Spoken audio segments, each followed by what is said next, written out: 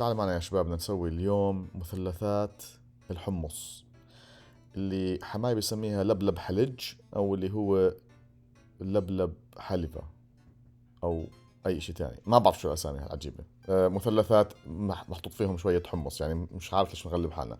نمسك شوية الحمص ناشف ونحط عليه مية وطوالي بطنجرة الضغط. ما في داعي تنقعه، لما تنقعه بيطلع ممتاز وبتصفيه. بعد ما تصفيه، الحمد لله ما اشترينا آلة جديدة يا شباب. وفرنا اليوم. نمسك شوكة، تصور شوكة عادية، وبنبلش نفغص فيه. ليش؟ لأنه التجانس تبعه بحب يكون مش كتير زي الحمص العادي. بعدين تمسك المقلاية وشوية زيت زيتون، بتغطس طبعا، راح الزيت خلصناه. بعدين نمسك البصل المفروم، ويعني يا دوب بنلسع شوية من النار، ما بتقعد تحط أكتر من هيك.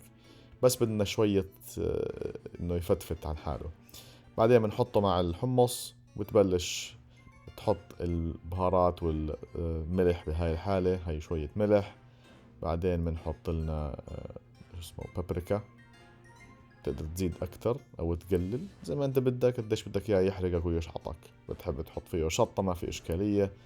هون عم بنحط بس البابريكا. ترى انا صراحة بحب احط شوية شطة، هم ما بحبوش. طبعا دائما الاب بتروح فيه، لانه الاولاد بعدين بصيروا يتشكونوا، مع اني انا بطلع زلام يعني. المهم بهاي الناحية بدنا نسوي عجنة القطن. زي ما انتم عارفين، شوية طحين وبيكنج باودر وملح وشو هذا. هاي كمان خميرة يا شباب. شوف، بتحط الخميرة، وهي اخر اشي البيكنج باودر، وبتحركوا كلياته مع بعض وهو ناشف.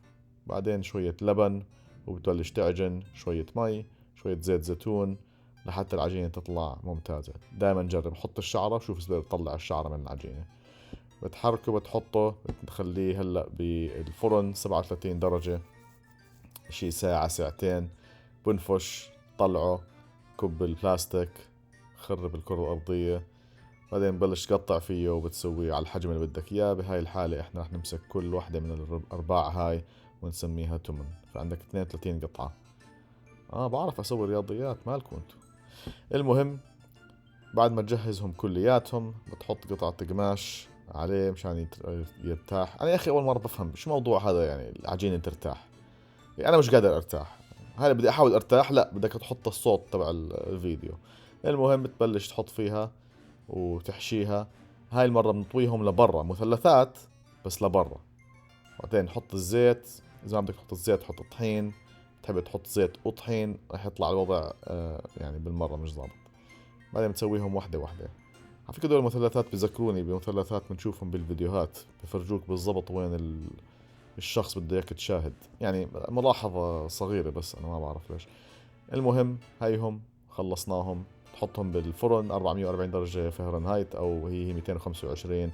بيطلعوا يعني خريستو زي ما بقولوا، زاكي كتير. أعطوني حبتين، هذا صرفوا لي إياه. شو بدنا نسوي يا شباب؟ بس يعني كانت زاكية وممتازة، وصحتين يا شباب.